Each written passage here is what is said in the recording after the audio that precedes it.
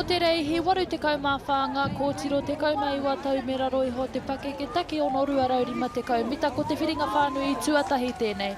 Ara tuatahi Rotorua Girls High School, ara tuarua Waiopehu College, ara tuatoru Western Heights High School, te kura kaupapa Māori o Wairarapa kei te ara tua whā, te whatatau o Putauaki kei te ara tua rima, Gisborne Girls High School kei te ara tua ono, Whakatāne High School, Horowhenua College, te Paipai o Aotea kei te ara tua iwa, Spotswood College kei te ara tua Ngahuru, me Taikura Rudolph Steiner School kei te ara tua Ngahuru Mātahi. W6 250, heat 3 of 7.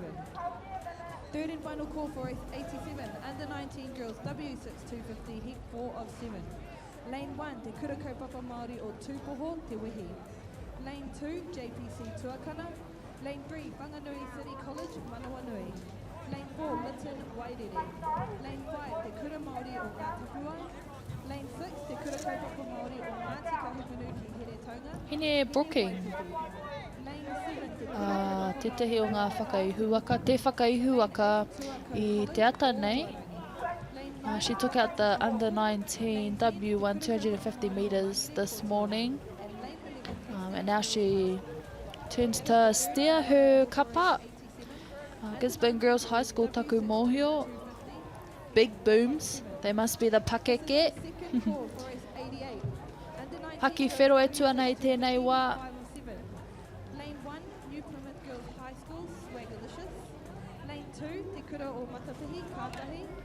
Lane 3, Bay of Islands. Haki Pango, as we've seen previously, kapa coming over the start line. Lane 5, te whare kura o Moa, Stallions. Lane 6, Napier Girls High, Ngā Ahukura. Lane 7, te kura kaupapa Māori o Te Araho, Hawaii. Lane 8, Epsom Girls Grammar School, under 19. Lane 9, Horowhenua College. Can be quite difficult sometimes. Engari kua tū te haki ka kāriki. Tēnei te rei he waru te kaumā whānga wāhine te kaumaiwa tau me raro iho te pake ke taki ono ruaraurima te kaumita ko te whiringa whānui tēnei. Under 19 girls, W6 250. Ara tua whitu e kite ana tēnei wā Whakatāne High School. Kōtiro Gauteng o tō rātou kapa. Aratua ono me te aratua toru, Gisborne Girls High School me Western Heights High School. Kite ana i te pakari, te aratua ono. Aratua Ngāhuru Mātahi, Taikura Rudolph Steiner School.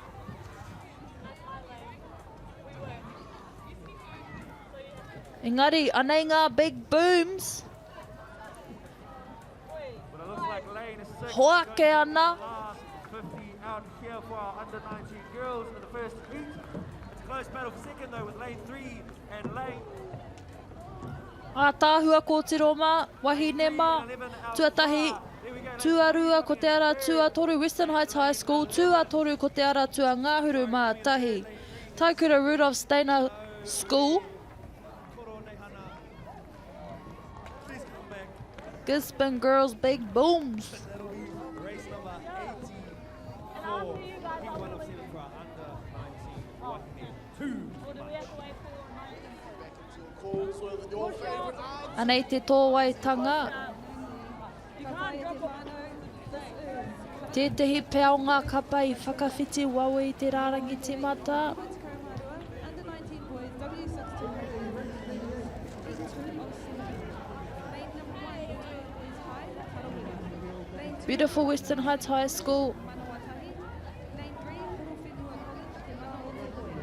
Lane 4, Te Kuro o Te Kau, Te Ikanui. Anei Gisborne Girls High School, me Western Heights High School anō hoki. Lane 6, Te Kura Kaupapa Māori o Te Rangia Niwaniwa, Niwa Boys. Lane 7, Westlake Boys High School, Wakaama.